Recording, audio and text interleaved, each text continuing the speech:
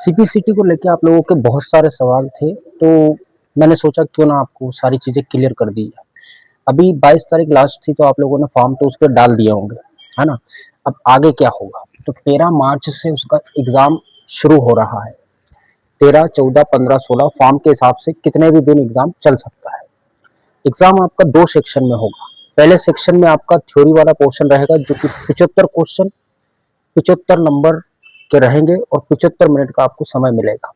उसमें से 52 नंबर का कंप्यूटर रहेगा, पूरा 52 नंबर का। बाकी के जो 22-23 नंबर हैं, उसका में आपका एक रीडिंग कॉम्प्रिहेंशन रहेगा हिंदी का, मैथ्स रहेगा 5-6 नंबर का, रीजनिंग रहेगा 4-5 नंबर का, जीके रहेगा। ये सब मिला के 22-23 नंबर उसके रहेंगे। टोटल 75 में से आपको क्वालिफाई करने के लिए 38 नंबर उसमें लाना रहेगा। थ्योरी का पार्ट क्वालिफाई करना है। फिर दूसरा पार्ट आपका आ जाता है टाइपिंग वाला, जिसके अंदर 2 तरह की टाइपिंग होगी। एक तो आपका हिंदी टाइपिंग होगा, दूसरा होगा इंग्लिश टाइपिंग। हिंदी टाइपिंग में आपकी स्पीड मांगी जाएगी कितनी? 20 वर्ड पर मिनट, यानी कि 1 मिनट में आपके 20 शब्द टाइप होना चाहिए। उसमें एक्यूरेसी यानी कि जो शुद्धता होगी वो 95% आपकी होना चाहिए, है ना? अभी आप अगर कहीं टाइपिंग कर रहे होंगे तो उसमें एक्यूरेसी भी देखी जाती है, कितने शब्द आप गलत कर रहे हो।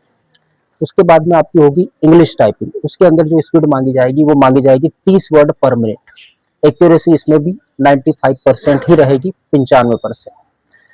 फिर आगे चलते कि भाई अगर आपने एग्जाम क्वालिफाई कर लिया और हिंदी टाइपिंग क्वालिफाई हो गए, तो क्या आपका सर्टिफिकेट एलिजिबल है या नहीं है?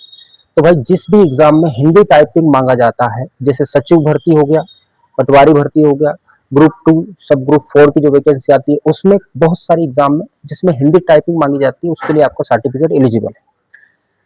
और अगर आपका एग्जाम क्वालिफाई है, यानी थ्योरी क्वालिफाई है और इंग्लिश क्वालिफाई है, तो इंग्लिश वाली एग्जाम में वो एलिजिबल रहेगा।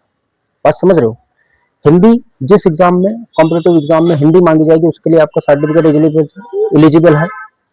जिस एग्जाम में इंग्लिश मांगी जाएगी और इंग्लिश क्वालिफाई है, तो इंग्लिश के लिए एलिजिबल है। लेकिन कोशिश ये करना कि आप हिंदी इंग्लिश दोनों टाइपिंग पास कर पाओ।